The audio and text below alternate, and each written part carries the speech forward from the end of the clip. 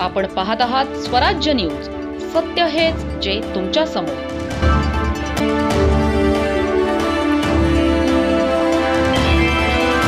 धुळ्यात आशा सेविकांच्या विविध प्रलंबित मागण्यांसाठी जोरदार आंदोलन करण्यात आलं. मानधनवाढीसह विविध मागण्यांसाठी आशा सेविकांनी थेट जेल भरो आंदोलन केलं आहे. आयटकच्या पुढाकाराने जेल रोड परिसरात हे आंदोलन करण्यात आले. या आंदोलनात शेकडो आशा सेविका आणि गट प्रवर्तक सहभागी झाल्या होत्या. हातात मागण्यांचे फलक घेत आशा सेविकांनी शासनाविरोधात जोरदार घोषणाबाजी केली. मानधनात तात्काळ वाढ करा अशी प्रमुख मागणी यावेळी करण्यात आली. आशा सेविका आणि गट प्रवर्तकांच्या मानधनाचा प्रश्न पुन्हा एकदा ऐरणीवर आला आहे. किमान वेतन आणि सामाजिक सुरक्षा सुनिश्चित करण्याची मागणी करण्यात आली आहे.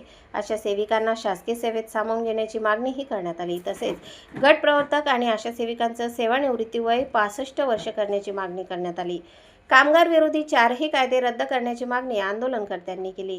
8 तासांचा कामाचा दिवस निश्चित करण्याची मागणीही करण्यात आली आहे. आपल्या मागण्यांकडे शासनाचे लक्ष वेधण्यासाठी आशा सेविकांनी जेल भरो आंदोलनाचा मार्ग स्वीकारला. आंदोलनादरम्यान केंद्र शासनाच्या विरोधात जोरदार घोषणाबाजी करण्यात आली. घोषणांनी संपूर्ण जेल रोड परिसर दणाणून गेला होता. मोठ्या संख्येने आशा सेविका आंदोलनात सहभागी झाल्याने प्रशासनाचीही धावपळ उडाली. दरम्यान आंदोलनकर्त्या आशा सेविकांना पोलिसांनी ताब्यात घेतलं. ताब्यात घेतल्यानंतर पोलिसांनी आशा सेविकांची सुटका केली.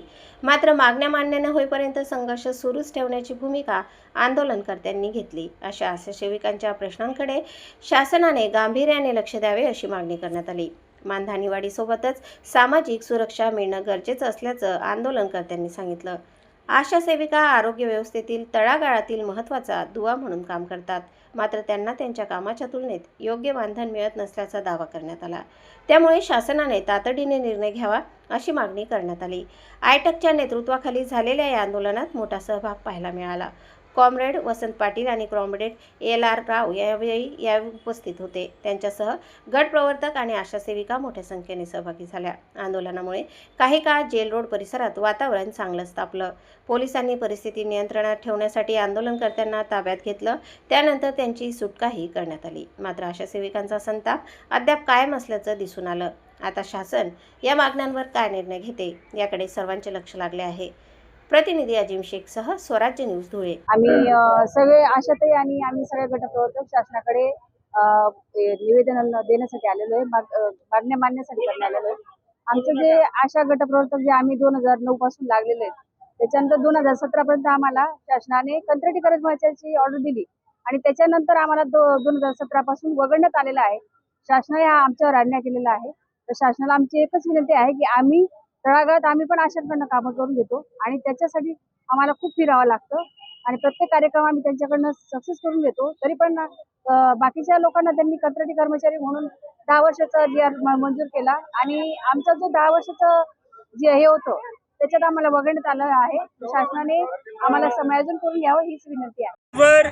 कामगार कष्टकऱ्यांच्या शेतकऱ्यांच्या हितासाठी आयटकने जेल भरो आंदोलनाची हाक दिली असून त्या अनुषंगाने धुळे जिल्हा महाराष्ट्र राज्य आरोग्य खाते आशा व गटप्रवर्तक संघटनेच्या वतीने